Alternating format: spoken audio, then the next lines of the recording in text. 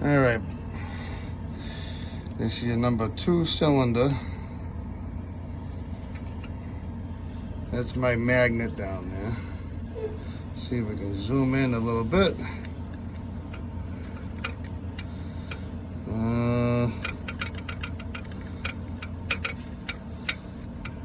As you can see, that little shiny spot down there, a little hard to see, but